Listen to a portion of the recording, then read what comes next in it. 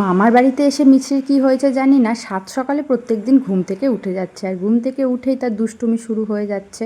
আর তার সাথে তো রয়েছে তার ড্রামা, দিনকে দিন ড্রামা কুইন হয়ে যাচ্ছে। এদিকে নিজে তো লেবু খাবেই না, মিমিম যখন লেবু খাচ্ছে তাকেও লেবু খেতে দেবে না। তাই মিমিমের লেবু খাওয়া যখন বন্ধ করতে পারেনি তখন তাকে ড্রামা শুরু করে দিয়েছে। এটা কিন্তু কান্না না, চোখ দিয়ে এক ফোঁটাও কিন্তু জল পড়েনি। আজকে নিরামিষ দিনে দুপুরবেলা কি খেলাম দেখে নাও, তবে মায়ের হাতে রান্না কিন্তু সবসময় বেস্ট। আর এদিকে বিকেল হতে না হতেই তার বাইরে আসার চেষ্টা চলছে। বাঁধা গরু ছাড়া পেলে যা হয়, উঠোনে ছাড়তে না ছাড়তেই কোথায় কি পড়ে আছে সব পুরানো শুরু। দিম্মা ঘরে ঘুমাচ্ছে, আর এদিকে দিম্মা তুলসী গাছের 12টা আজকে বাজিয়ে দিয়েছে। এত গরমে নাইটি ছাড়া অন্য কোনো জামা কাপড় পরার কথা তো ভাবতেই পারছি না। তবুও টুকটাক কিছু কেনাকাটার আছে, তাই বাজারে আমাদেরকে যেতে হচ্ছে। আর মিছরি সামনে পড়ে গেছে, তার মানে ওকে নিয়ে যেতেই হবে, কারণ যদি দেখে আমরা বেরিয়ে যাচ্ছি তাহলেও কান্নাকাটি শুরু করে দেবে। কোলে করে এতখানি পথ নিয়ে আসার পর দোকানে দাঁড় করাতে না করাতেই আবার মাম্মামে কোলে উঠতে চাইছে।